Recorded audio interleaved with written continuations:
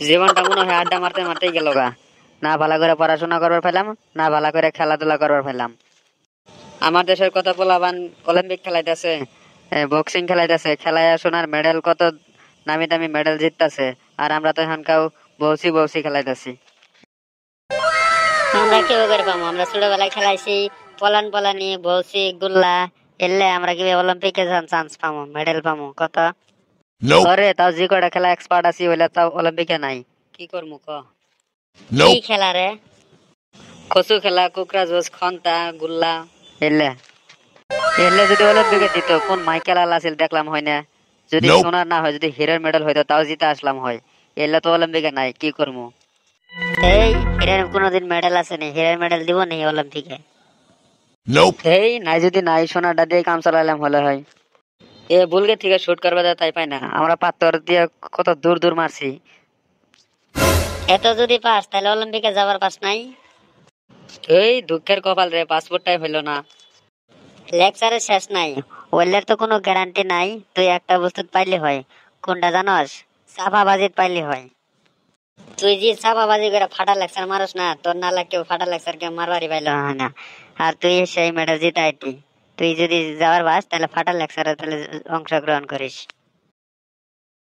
এরম ঠকবাজি দুনিয়াতে আছে নাকি? শালা আমার বাড়ির সামনে যাস তোকে পাত্র দিয়ে ঢেলে মাথা ফাটাই দিমু। তাই চান্দুর বেটা এত গরম হয়ে যাস কে? আর কইস না, রেস্টুরেন্টে খাবার গেছিলাম, পকেটে পয়সাও নাই। সেই দেখে একটা কম দামি বস্তু অর্ডার দিলাম। কি অর্ডার দিছিলি রে? যাই দেখি হট কপি 50 টাকা আর কোল্ড কপি 100 টাকা। তা আমার কাছে আছে 50 টাকা। তাই আমি কি করলাম, একটা হট কপি অর্ডার দিলাম। হট কপি অর্ডার দিয়ে একটা ফোন লাগালাম, ফোন করতে করতে কোল্ড হয়ে গেল গা। তারপরে শালারা কই কি যে তোর কোল্ডের পয়সা দেওয়া লাগবে 100 টাকা। তারপরে আমি আর কি করবো, পরে আর পুরানো অভিজ্ঞতা কাটায় তারপরে বাইসাইলাম। কি কর পুরানো অভিজ্ঞতা মানে?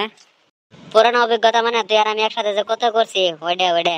ও ও বুঝছি, কাপ প্লেট দিয়ে আইছস না? ওরে ভাই, মনে অনেক দুঃখ লাগছে রে। তোর দুঃখ 24 ঘন্টা শেষ করবার চাস? ওরে ভাই, কি করে শেষ করবো কত তাড়াতাড়ি? হোয়াটসঅ্যাপে স্ট্যাটাস দিয়ে 24 ঘন্টা পরে তোর দুঃখ গায়েব হয়ে যাবো গা। আমি তোর কাছে এরকম একটা অ্যান্সারে আশা করছিলাম। ভালো একটা গল্প করবার ধরছিলাম, ভালো একটা গল্পের মধ্যে হেরে নখ দিয়ে গল্পটা ঠুস করে দিলি। দেখা আছে তোর ভালো গল্প কি? এ হারামজাদা, অলিম্পিকের উপরে আমরা গল্প করবার ধরছিলাম। ও অলিম্পিক খেলা, আমারে কত তেল মারলো, আমি গেলাম না। এ ওরে বলে অলিম্পিক খেলা, কে বলে তেল মারে? ওই হারামজাদা, তুই জানস তাহলে তোর অলিম্পিকে কি ওর জন্য টাকা ছিল? ওই যে হাডুগুডু, তা গেলি নাকি? শুনলাম উনি জিতলে নাকি মেডেল দে। মেডেল দিয়ে কি করবো, আমার নাকি টেহা পয়সা?